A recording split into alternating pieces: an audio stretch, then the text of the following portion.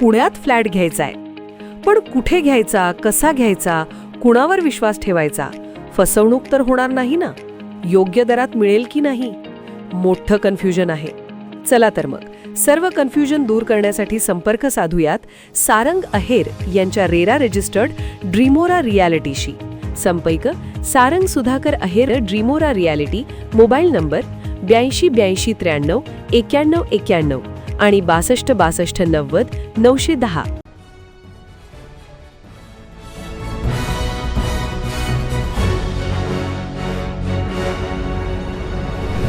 आपण पाहत आहात BCCN न्यूज.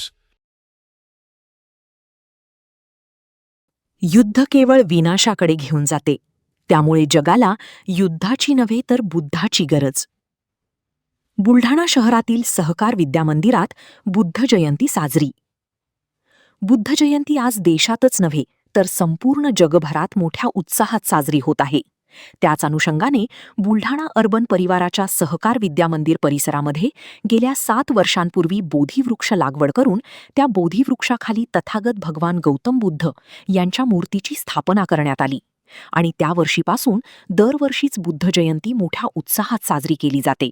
या बुद्ध जयंतीला पूजनीय भदंत प्राध्यापक डॉक्टर कौंडिन्य आचार्य, बुलढाणा अर्बनचे संस्थापक राधेश्याम चांडक, डॉक्टर सुकेश झंवर, कोमल झंवर, जिल्हा पोलीस अधीक्षक निलेश तांबे, जिल्हा परिषदेचे मुख्य कार्यकारी अधिकारी गुलाबराव खरात यांच्यासह विविध समाजाचे आणि विविध क्षेत्रातील बांधव भगिनी मोठ्या संख्येने उपस्थित होते. सुरुवातीला यशसिद्धी संघाच्या माजी सैनिकांकडून धम्मध्वजाला मानवंदना देण्यात आली.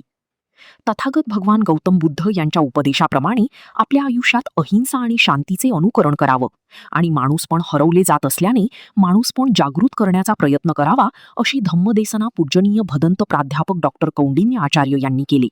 तर जगाला युद्धाची नव्हे तर बुद्धाची गरज आहे, अशा भावना यावेळी मान्यवरांनी व्यक्त केल्या. पूजनीय भंतेजीकडून त्रिशरण आणि पंचशील देण्यात आले.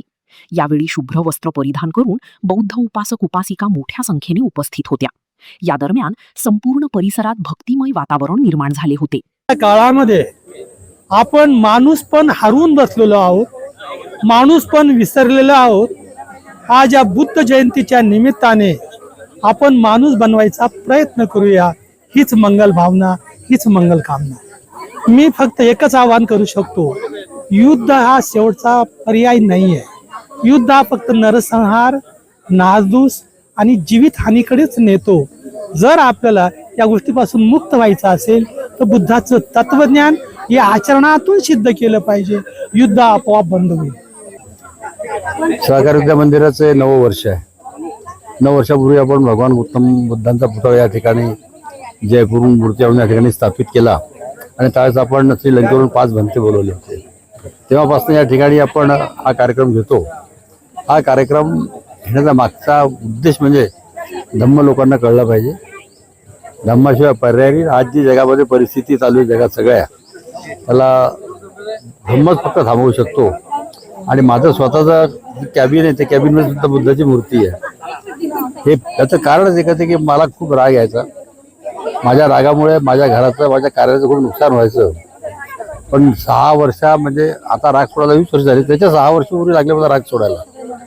राग सोडता सोडता 6 वर्ष लागले आणि 20 वर्षात मी फक्त धम्मामुळे क्रोधावरती विजय मिळवला. आणि तेव्हापासून अपयश मला माहीत नाही, आयुष्यात मागवून पाहिलं नाही.